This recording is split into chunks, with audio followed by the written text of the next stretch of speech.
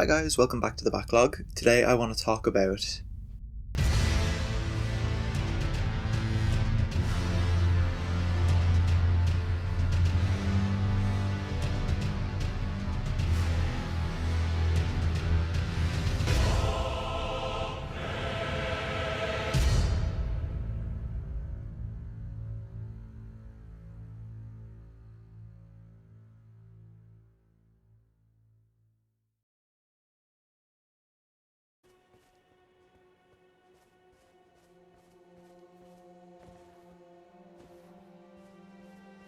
the lands between Elden Ring are wondrous and frightening, populated by a cast of compelling and enigmatic characters.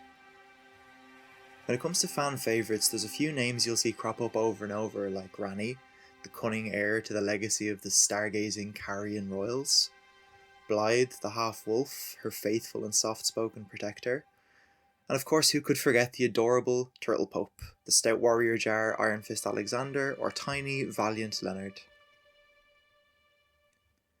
One character often denied a place of honour on these lists, however, is the absentee god queen of the lands between, Marica the Eternal, which is weird. It's weird because of how strongly Marica's influence is felt throughout the lands between. Her absence in the game's present tense is palpable, and the tattered ruins of her legacy surround the player at all times. Who was Marica really, though? What kind of ruler was she? What kind of person? Why did she shatter the Elden Ring? In this video I want to talk about Marica as a character, her motivations and her history. Now fair warning, I'm not an expert lore scholar, far from it, and I assume there will be some minor inconsistencies, but I think the broad strokes of the story that I've pieced together not only fit with the greater world of the game, but they add value to the character by filling in some blanks that I've not actually seen discussed elsewhere. Exploring Marica's story this way also gives me the opportunity to talk about another character often left out of Elden Ring lore discussions, the mysterious and enigmatic George Martin. George has largely been absent from discussions of the game, and the general consensus seems to be that his widely advertised inclusion in the game's marketing was just that, marketing. It's true that his contribution to the game's story ends before our Tarnished ever set foot in the lands between. He admittedly only wrote the history of Elden Ring's world, but that history is where the majority of Marica's story takes place, and that history informs and contextualizes much of the state of the lands between that we explore in-game. There are entire characters and themes in Elden Ring with George's writing deep in their bones, and viewing the game as a George Martin work as much as a FromSoft one hugely elevated my appreciation of the game. Take it from me, here at the outset. Marica's story and the story of the lands between is George Martin from top to bottom, and I think that by the time I'm done here, you'll agree that it's extremely weird that no one name drops him in discussions of the game's story or lore. So without any further ado, let's get into it. Part 1. The Flocks of a Fickle God. Let's start at the beginning. The lands between prior to Marica and her Age of Order were inhabited by many gods and their followers. The ruinous flame deity of the fire giants, to name one, and the outer god of rot and its fetid congregation of insectoids, to name another. The Greater Will's influence also predates Marica. The ancient dragons of Farum Azula, presided over by their Elden Lord Placidusax, served as the Greater Will's chosen people in the primeval age before the Golden Order. The power of the dragons stemmed from the primordial crucible, an ancient font of life energy in the lands between. The crucible is depicted as a twisted bed of thorns and roots, gnarled, unkempt, and primordial. This depiction is only viewable in Farum Azula, so we can infer that the Erd Tree evolved from this older primordial form. It was the original manifestation of the celestial power of the Elden Ring, a wilder, more primeval totem than the refined golden Erd Tree of Marica's time. Smotown. We're going to call him Smotown.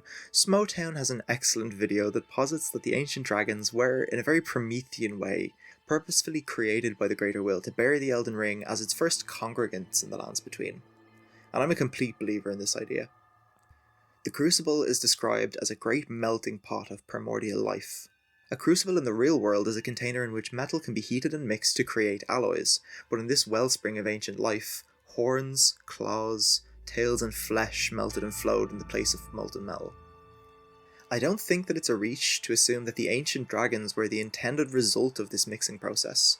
After all, the aspect of the crucible's sorceries, manifest wings, tails, and other physical features on the caster, all prominent features of ancient dragon physiology. Furthermore, the dragons are also visually similar to the Elden Beast, the Greater Will's first vassal to make the Lands Between its home. Is it a stretch to imagine that the Greater Will would sculpt its first congregation in that beast's image? I don't think so. Aside from any evidence, though, I just think that this characterization of the Greater Will is really fascinating. It diminishes the outer god instead of making it scarier or more alien. The Greater Will is a god from the far reaches of who knows where, capable of stoking life itself, changing the very laws of nature, and all it can conceive to do with all of that might is to build followers to worship and exalt it. In its hubris and in its need for adulation, it has struggled for eons to build the perfect congregation in the Lands Between, to remake the Lands Between in its own image, to impose an order.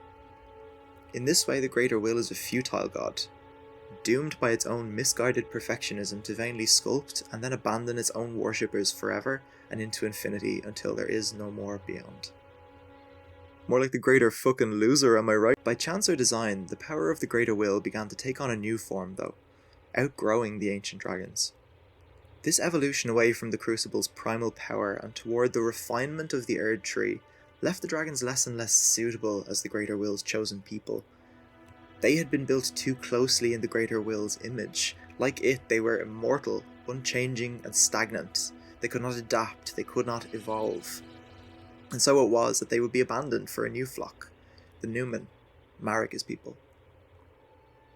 Numen is actually a Latin word, roughly translated, as far as I can tell, as divine will, God's will, or simply the god. The lands of the Numen, which are described as being alien or separate to the Lands Between, might therefore be understood as literally the lands of the divine will, or the lands of the greater will, if you prefer.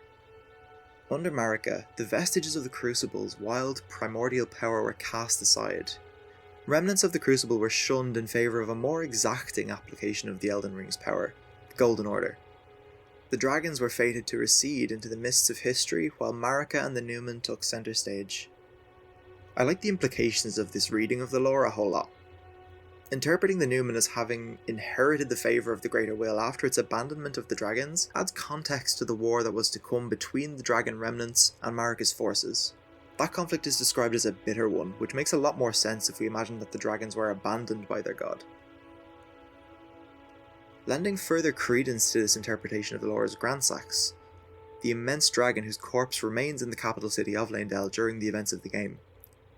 He appears to have died roaring his fury directly at the Erd Tree, one last act of defiance at the symbol of a god who abandoned him.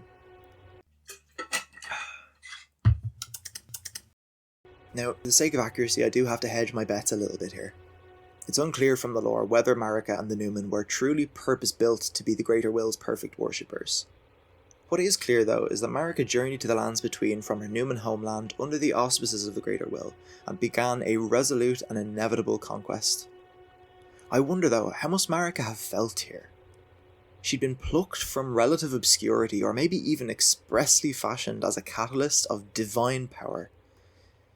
She led a resoundingly successful military conquest. Imagining how this Marica must have been was one of the first things to remind me of one of George Martin's other characters. A mythologized scion of a mysterious land conquering a collection of kingdoms could just as easily describe Aegon the Conqueror as Marica. The stories of both Westeros and the Lands Between are in large part an exploration of the legacies of these characters. I imagine Marica must have felt invincible, untouchable, as she cut her victory into the Lands Between. Her dialogue is relayed to us by Melina threw this image of Marica into even sharper focus for me. In Marica's own words, "Hark, brave warriors. Hark, my lord Godfrey. We commend your deeds. Guidance hath delivered ye through each ordeal to the place ye stand. Put the giants to the sword and confine the flame atop the mount. Let a new epoch begin, an epoch glistening with life. Brandish the Elden Ring for the age of the Erd Tree."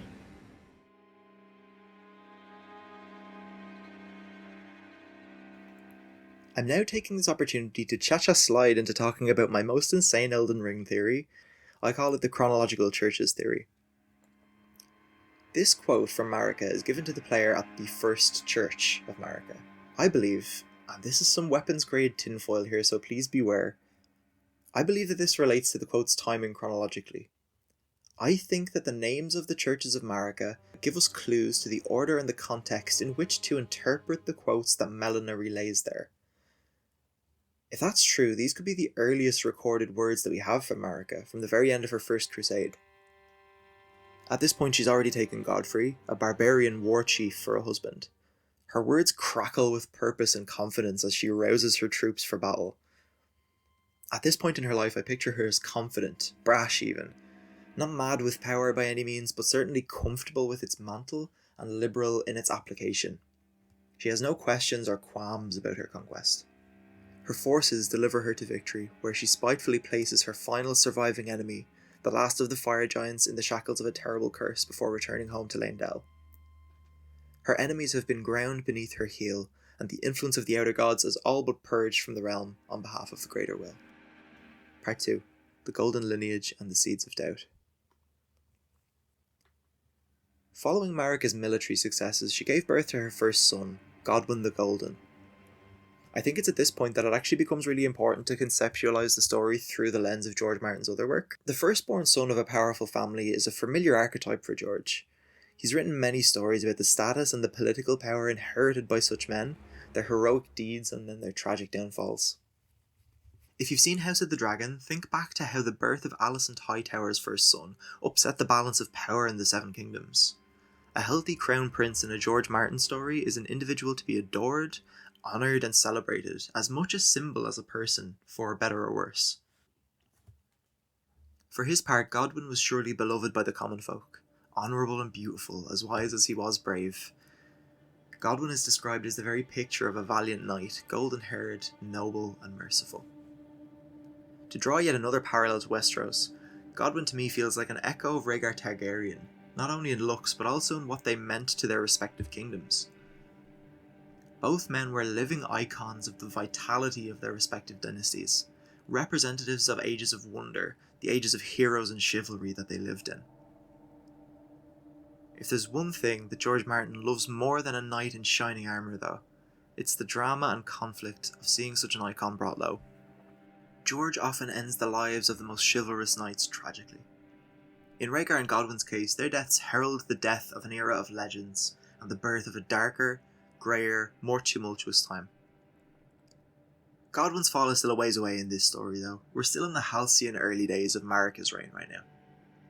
And I imagine that for Marica, these were the last truly good days. The last days of blind, naive faith. The greater will had delivered unto her a kingdom, great power and now a perfect golden child. But these blessed days were numbered. Marica bore a set of twins next, Morgott and Mo. Mog, we're going to call him Mog. So we've got Morgott and we've got Mog, whose births were less auspicious than that of their perfect brother. Both twins were marked by the Omen Curse, an affliction that distorted their physical features. Omenkin are hulking brutes, bristling with tumorous horns, fearsome claws, and in Morgott's case even a tail.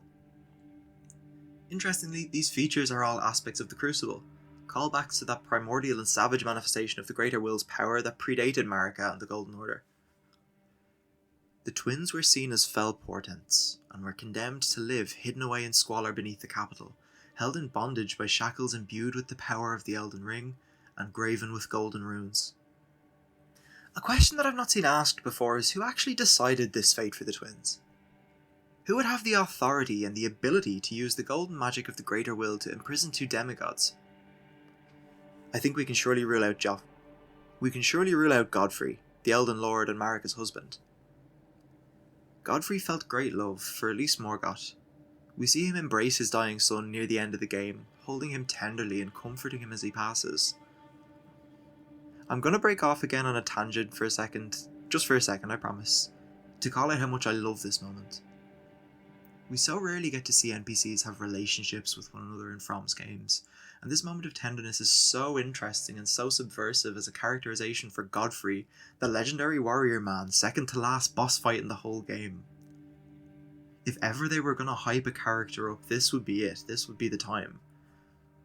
It's such a subversion then, to see this absolutely massive dude just cradling his weird alien baby looking son. Morgott has haunted us from the very first area of the game and was a majorly climactic fight. Seeing him recontextualized as loved, as vulnerable and as small, it's so unexpectedly tender that I can hardly bear it. Another factor that rules Godfrey out as a suspect for his son's imprisonment are his ties to the crucible. Godfrey commanded a detachment of crucible knights who made use of aspect of the crucible sorceries. Why would Godfrey lock away his children simply because they were associated with a power that his allies already wielded? If not Godfrey then, who had the authority to condemn the demigod twins to their fate? It had to be their mother. A parent shunning their child because of their appearance, specifically a condition tied up with the pride of their noble house, is not, you may notice, a George R.R. Martin plot beat unique to Elden Ring. There's honestly a lot of the Lannisters from A Song of Ice and Fire in Marica's golden lineage. Tywin's pride and hubris, Cersei's struggle against the status quo despite ultimately upholding it. I'm by no means trying to say that Elden Ring is derivative though. The stories of each family are told so differently that even noticing the similarities between them took me tens of hours. That being said though, I think the most obvious parallel is drawn between Morgott and Tyrion. Both were capable leaders who stepped up to defend a capital city through war and strife, despite being rejected by their families and shunned by polite society. Tyrion was even tasked with maintaining the sewers of Casterly Rock as a young man, just as Morgott was trapped in the sewers of Leyndell. Both of their relationships to power were forged in a low place, gazing up at symbols of authority from the very bottom of the stack. George has famously said that the only thing he deems worth writing about is the heart in conflict with itself, and it just so happens that both Morgott and Tyrion's hearts are in very similar conflicts. The best man for the job being passed over because of his arbitrary exclusion from society is an injustice that stings just as sharply in Elden Ring as it does in Thrones. Morgott's faith in the light of the Erd Tree, his devotion to the Golden Order, which is itself a metaphor for the binding and brittle rules that comprise society and culture, is heartbreaking.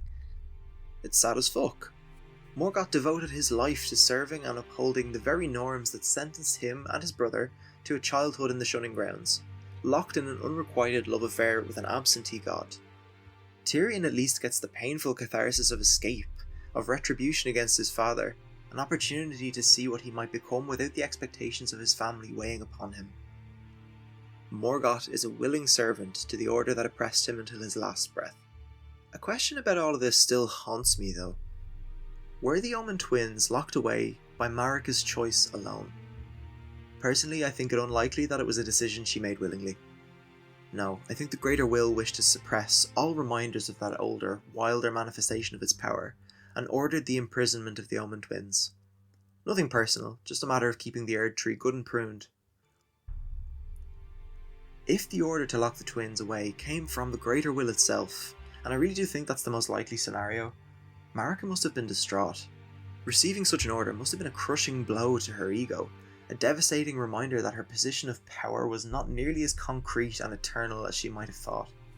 Such a slight against her could not go unpunished, not for a woman so proud. We know from the tone of Marica's quotes that she was proud and imperious, used to getting her way. I think she quietly fomented her retaliation behind a veneer of respectability and piety. She made a public resolution to study in depth the mysteries of the Golden Order, ostensibly to, quote-unquote, increase her grace. In Marica's own words, I declare mine intent to search the depths of the Golden Order through understanding of the proper way. Our faith, our grace is increased. Those blissful early days of blind belief are long past. My comrades, why must ye falter?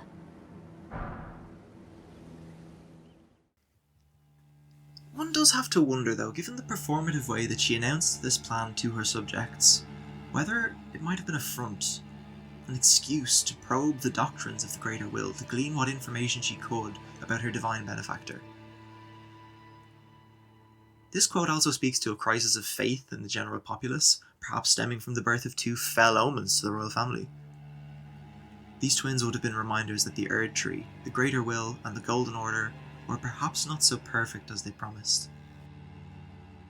To briefly sashay back into moon logic, that quote was relayed at the Minor Erd Tree Church, and I wonder if this carries more significance than meets the eye. Sorry folks, the voices are telling me that I have to talk about my favourite theory again, so here we go. Minor Erd trees are symbols that represent the decay of the major Erd tree. It was once thought that Erd tree saplings or seeds were non-existent because the tree itself was, of course, immortal and eternal. Minor Erd trees, by virtue of their very existence, symbolise the weakness of an icon once thought immortal. They could also be understood as symbols of Marica's shaken faith in the Greater Will, her new willingness to doubt the immutability of its word and its law. Part 3. The Shrewd Exile of Godfrey and the Lowly Tarnished. By this point in the story, Marica knows that she's little more than a proxy ruler for the Greater Will. Her authority has been revealed as nothing but an empty promise. It's a hollow threat, completely dependent on the beneficence of a distant and uncaring god. Her god has not only failed to protect her family from misfortune, but it actively constructs the social circumstances of that misfortune through its Golden Order. Why exclude the Omenkin from society? The Greater Will says that it is good. Why is it good? It is good because the Greater Will says that it is good. Marica, just like any of her underlings, is a subject of the Greater Will, subject to its whims and its decisions. I think that Marica's schemes of vengeance really revved up in earnest with the banishment of her first husband Godfrey and his warriors. Why banish him? Powerful as he was, Godfrey surely wasn't a match for Marica. It seems out of character for her not to just imprison him or humiliate him as she did enemies and threats like the last fire giant or her two weird kids. This got me wondering, what if Godfrey's exile was a part of a plan that Marica made to take her revenge against the Greater Will? What really sells this idea for me is this. Not only did Marica exile Godfrey's formidable army along with him, but she stripped them of the guidance of the Greater Will. It's my suspicion that Marica's plan all along was one day to call the Tarnished home. Stripping them of their grace and casting them out of the Golden Order left them deathless, unable to return to the Erd Tree's roots for a proper burial. The newly christened Tarnished were now an immortal, lethal contingency plan. It also struck me that if the Tarnished were unable to see the guidance of grace during this time, perhaps they were outside of its sight too. Stripping the Tarnished of their grace might have been a blessing in disguise, giving them the agency to operate and thrive outside the purview of the Greater Will, outside the constraints of the Golden Order. When Melina quotes Marica at her third church, pay attention to her tone. In Marica's own words, my lord, and thy warriors, I divest each of thee of thy grace. With thine eyes dimmed, ye will be driven from the lands between. Ye will wage war in a land afar, where ye will live and die. This is the moment she decrees that her lord Godfrey and his warriors be banished from the lands between. But her tone is more wistful than condemnatory. Her words are almost poetic. She addresses Godfrey and the Tarnished with respect, affection even. She elsewhere refers to those who choose to ignore the grace of the Greater Will as powerless upstarts. She's derisive and she's dismissive. She addresses Godfrey by his title though, and she almost seems to be empathising with the difficult road that they face. I also believe that this quote is incomplete. I think there's a second part that provides additional context, and it's relayed by Melina at the Church of Pilgrimage. In Marica's own words, then, after thy death, I will give back what I once claimed, return to the lands between, wage war, and brandish the Elden Ring, grow strong in the face of death. Warriors of my lord, Lord Godfrey.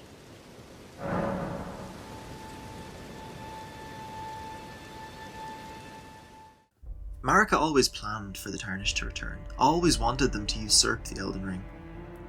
They were to leave the lands between to fight and grow strong, all outside of the gaze of the Greater Will. I want to once again note where these quotes are relayed to us, at the Third Church and the Church of Pilgrimage respectively. Going along with my theory, which is, as we know, very well reasoned and evidenced by the text, this fits right in. The Third Church indicates that this quote is relayed after Marica's resolution to study the depths of order, after the birth of the Omen twins, after Marica was slighted by the Greater Will. The pilgrimage referenced in the Church of Pilgrimage obviously relates to the Tarnished, sent on a divine journey from the Holy Lands and back as a test of their faith. Part 4. The War with Caria, Radagon, and the demigod family. With Godfrey gone, the seat of the Elden Lord stood vacant, and the story of his successor is an unusual one, threadbare and mysterious. Conflict had erupted in Liurnia, a marshy lakeland renowned for its nobility, the Carian royals. The royals were mages and astrologers, charting the movements of the stars and deriving their magic from glintstone, a kind of cosmic mineral. At the head of this royal family, as well as the foremost sorceress of the magic academy of Raya Lucaria, was Rennala, Queen of the Full Moon. A powerful sorceress and a capable strategist, she repelled Marica's forces at every turn, battling them to a standstill. That was at least until she encountered Marica's champion, Radagon, on the field of battle. Radagon was a stalwart devotee of the Golden Order, pious and practiced in the art of weaving miracles, and their clash was one for the ages. It ended in stalemate though, hate and anger giving way to passion and respect. The two were joined in marriage soon after, joining the houses of the Moon and of the Erd Tree. And I have to once again honk my George Martin air horn here, because this is like textbook Thrones. Joining houses through marriage is like the majority of the plot of House of the Dragon, and some of A Song of Ice and Fire's most interesting plots and relationships arise from these kind of marriages of opportunity. Rennalagan, that's their ship name, I don't make the rules, take it up with my legal representation, had a thriving family, with 3 healthy children.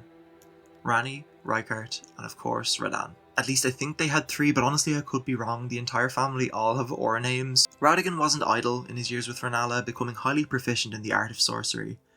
However, their prosperous union wouldn't last. Seemingly as soon as Godfrey was banished, Radagon returned abruptly to the Erd Tree with his children to become the king consort of Queen Marika and the new Elden Lord. Rennala was devastated and was left bereft in Raya Lucaria, stricken with grief. We know that the children accompanied Radagon owing to their thrones sitting at the foot of the Erd Tree. I also believe that the following quote, delivered by Melina at the outskirts of Leyndell, describes Marica welcoming her new stepchildren to the capital. In Marica's own words, hear me, demigods. My children, beloved, make of thyselves that which he desire. Be it a lord, be it a god, but should ye fail to become aught at all, ye will be forsaken, amounting only to sacrifices. I do find it interesting that Marica refers to Radagon's children as hers. Maybe this is merely a sign of affection, maybe she's staking her claim or trying to assert authority, or maybe it's something more. Why would Marica marry a mere soldier like Radagon? What had she to gain from their union?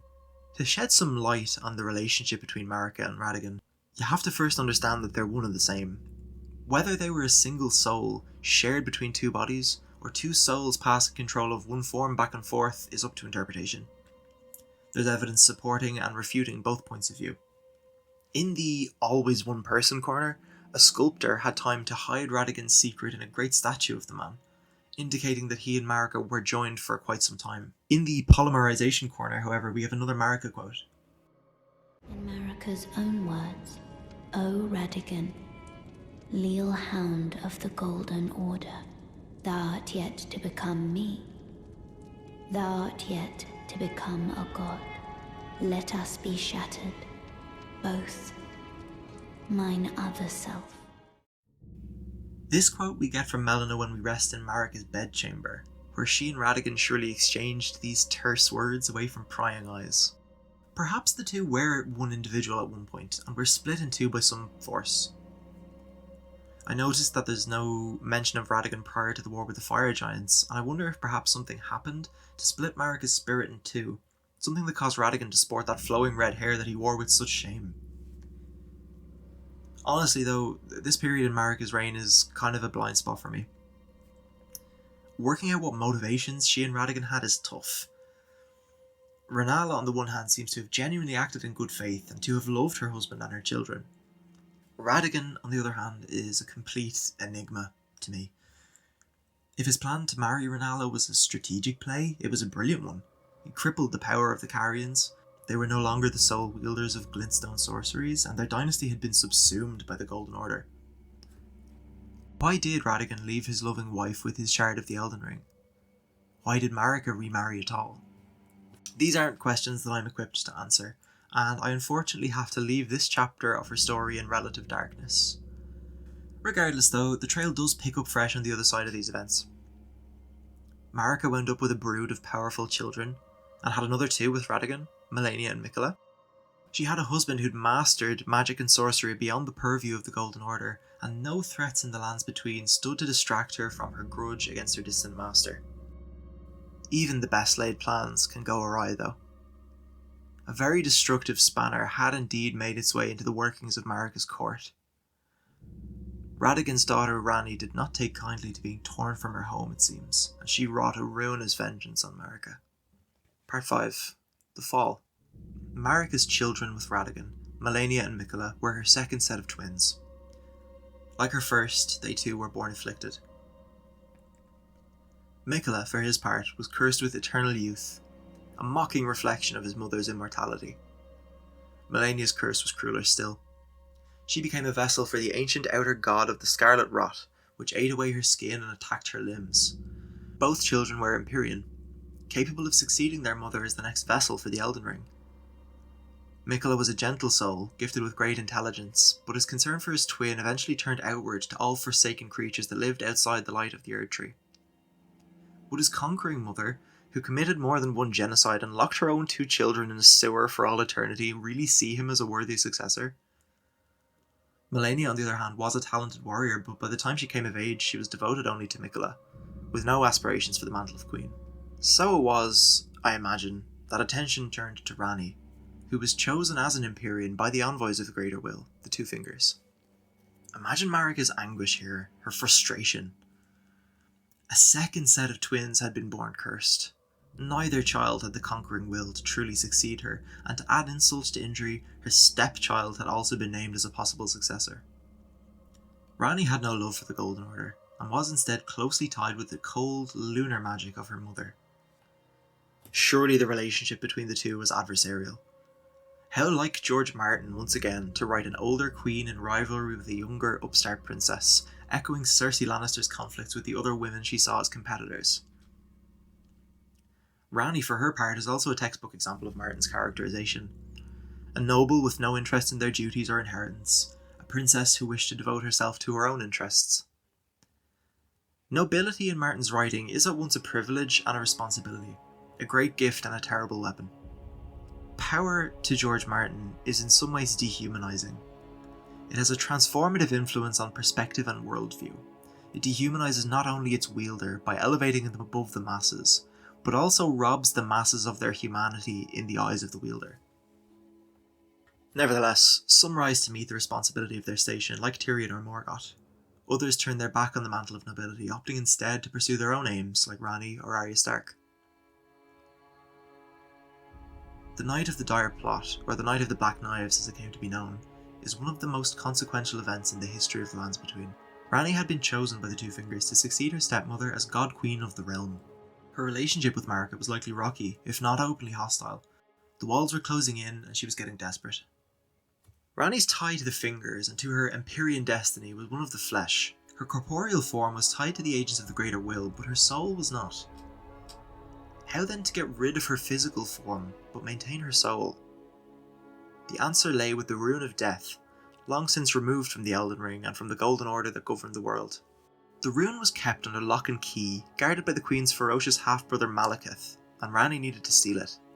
To do so, she turned to some unlikely allies. A splinter faction of the Newmen who had long since been banished by Marica to toil in darkness beneath the earth for their insubordination. And toil they did. They slyly infiltrated the Rhaegar Academy through the town of Celia, from whence they practiced their shadowy sorceries of invisibility and subterfuge. And so it was that they found their way to Rani, who sought to use them for her own ends. These Newmen, now known as the Nox, surely held a grudge against the Queen and the distant god who cast them out. Rani laid them a path to revenge, and taught them to kill a demigod. Marica herself may have been eternal, but her firstborn son Godwyn was not. The assassins of the Nox stole a fragment of the Rune of Death, just a sliver, which Rani crafted into wicked black daggers. The Nox tried to use these knives to slay Godwyn, but were thwarted at the last moment by Rani's own machinations. Godwyn's soul had been destroyed, but his body lingered on. Rani was freed from her physical form, and free from the Empyrean destiny she never wanted, a full death split between two demigods. Marica must have been devastated. Her perfect golden son, symbol of the strength of her reign, was ruined, condemned to an accursed, soulless existence. Her own kin and her stepdaughter had betrayed her. Her remaining children were cursed, her husband a pious sycophant. I imagine at this point that Marica was something of a broken woman. She had led a long life, founded an entire culture, conquered all there was to conquer, all in the name of her god. She had achieved the highest honours and powers she could in every avenue, and what good did it do to her? Her children were cursed and scattered, her legacy a smoking ruin. She had devoted all her long years, all of her victories to the greater will, and had her devotion thrown back in her face. There was only one course of action that remained.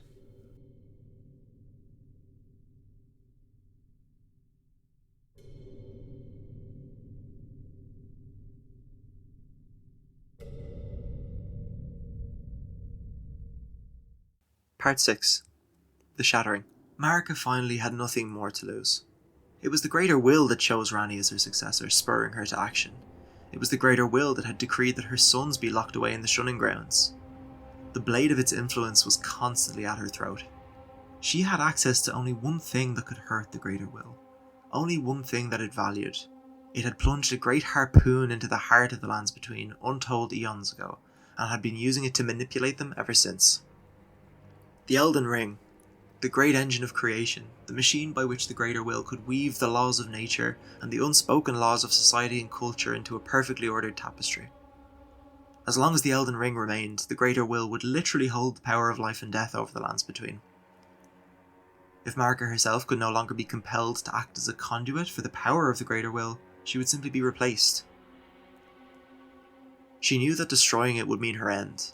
She was the vessel for the Elden Ring. It was as much a part of her as her heart or her soul. She had been built to house it.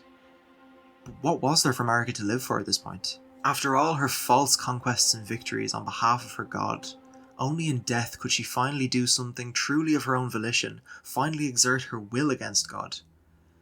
She had not been built to die, but die she would. Just as Grandsax did, Marica would go out roaring her disdain at the greater will. And so it was that she shattered the Elden Ring. But not completely. Radagon intercepted her. Even as Marica swung the hammer again and again, as her body was torn to smithereens, he got in the way, mending the damage. This battle of wills between them is actually the first thing we ever saw of Elden Ring. This culmination of untold years or centuries of life and turmoil for Marica, a pivotal point in the history of the Lands Between. As a result of Radagon's intervention, the Elden Ring was merely dismantled, its component runes largely intact, seized upon by Marica's wayward children. The Greater Will punished Marica gravely for her transgression. She was imprisoned within the belly of the Erd Tree, crucified on one of the Elden Ring's shards. She was to be trapped here, the echoes of the Elden Ring reverberating inside of her, alone with her grief and her loss and her anger for all time. Or until the return of the Tarnished, that is. They were fated to break this interminable stalemate one way or another. Part 7. Queen Marika and the Scourge of Literalism. So at this point, this video has very lightly spiraled out of my control. Oh my god. But after all these words, are we any closer to understanding the kind of person that Marica actually was? She was proud, a calculating and at times spiteful leader, uncompromising, intelligent, stubborn. Marica inflicted a lot of hurt on the world, consolidated power in the hands of an uncaring god and its envoys. I don't think she's a sympathetic character by any means, but tragic? Absolutely. I look at the expanse and the grandeur of her rise and her fall, and I think, how could this have happened any other way? She was set for failure from the start in a very Greek tragedy kind of way, born out of a necessity to replace what had come before her. Her own obsolescence was factored in, an expected part of the plan. The vocation the Greater Will selected for her was an eternal one, and this alone was the reason for her immortality. It was not a reward, but a curse. She was as trapped as the last fire giant, doomed forever to tend her god into eternity. George Martin often takes pains to highlight the arbitrary cruelties of society. The discrimination Tyrion and Morgoth face, the anguish Cersei and Marica hold within themselves because they do not control their own fates. Think of the farm boys marched off to a front line, or the wretched existence of those who live in death. The Golden Order, like the Iron Throne of A Song of Ice and Fire, is a metaphor for the brittle, constructed reality of culture and society. It represents the illusory and ephemeral nature of power, so reliant on the faith of the masses and the maintenance of the status quo. Morgoth devoted his life to upholding this status quo. Marica fomented rebellion against it, but ultimately it destroyed her. As an instrument of power, a catalyst through which the power of the Greater Will was directed and channeled, her position and her very being were reliant on the upkeep of that status quo. Destroying it destroyed her, and even at the end there was still a part of her that fought to preserve it. The story of the Golden Lineage that George has written is a story of people struggling against the current, of crumbling beneath the weight of societal expectations, only for those rules and expectations to be revealed as arbitrary, needless fabrications. Elden Ring might well be the story of the player character's rise to power, but it is also deeply concerned with the illusory qualities of that power, its fickle way of slipping through the fingers of those who wield it, its corrupting influence, and its transformative, dehumanizing nature are all central themes to George Martin's other fantasy works as well. I often think about one of the most famous scenes of A Song of Ice and Fire, where Varys, perfumed spymaster to the crown, describes power as nothing more than a shadow on the wall. Power resides where men believe it resides, he says. It was Marica's eternal task to ensure that her subjects believed that power resided with her, with the Erd Tree, and with the Greater Will. The Elden Ring itself is woven of this very idea. It posits to the people that it sets the way of things. It is responsible for the very fabric of reality and the deep laws of nature. By itself, though, it is nothing. It is powerful, it is a power, but it must be wielded, and it cannot tell us any kind of truth about the world. Just as a sword is a power over life and death, but it cannot tell us anything about the world. Marica reconfigured the Elden Ring. She removed the Rune of Death. Placidius Axe surely did the same, stopping the flow of time in Farum Azula. We as the main character have many options for restoring the Elden Ring, many ways to change the way of things. That the thematic overlap between Elden Ring and A Song of Ice and Fire has not made up a huge part of the post-launch discussion of this game is wild to me. That the voice of one of the most famous fantasy authors since Tolkien has thus far gone unnoticed and underappreciated in a game he helped to write is genuinely a real shame, and it stymies the kinds of rich discussions we can have about Elden Ring, limiting them to rote discussions of item descriptions. I think From have made clearer in this game than any other that item descriptions are not objective declarations of fact even, but should be understood as subjective thoughts written in the context of the lands between. Item descriptions should be interpreted as existing within the game itself diegetically, not as cliffs notes from the developers. FromSoft loresmiths have a tendency to interpret the stories of the games in an extremely literal way, threading together names and places in an attempt to find one truth, to calcify a timeline that is immutably correct. Therefore, they are criminals and should be put in prison. No, I'm joking, not really. I would never go to Australia to get Vati. This approach, though, the fatal literalism, has thus far buried the voice of one of the most celebrated fantasy authors alive beneath its cloying incuriosity. This isn't a dig at any of these creators, by the way. I love them all, and I watch their videos on repeat. But I can't help but wish that they would do as Marica did. Shatter the illusion that the Age of the Erd Tree is an immutable and unquestionable thing, bereft of context as a piece of fiction and a piece of art. It's often said these days that media literacy is dead. I don't know if I believe that, but I do think that it is a damning indictment of the way that we speak about and conceptualize this media, these games, that George Martin's fingerprints have been so thoroughly missed. The game is so much richer when looked at as one of his stories, not just as a FromSoft game.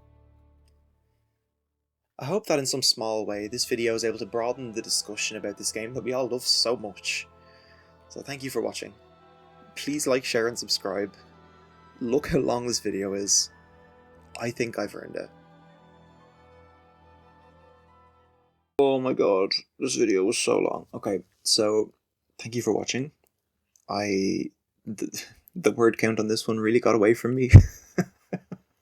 This was like a 4,000 word essay on my blog that I adapted, I guess, for YouTube, and it doubled in length by the time I was done. This was 8,000 and something words. It was really, truly ridiculous. If you liked it, do please hit like. If you enjoyed it, maybe consider subscribing. My next video is going to be part 2 of an exploration of the Star Wars Jedi games. I did Star Wars Jedi Fallen Order first. Link is in the description. And I'll be diving back into Jedi Survivor. I had to kind of put that video on hiatus for a while. I couldn't get my thoughts straight on it, and I wanted to run through it one more time. I did, and I have now got my thoughts straight on it, and I can't wait to talk about it next time. So thanks again for watching,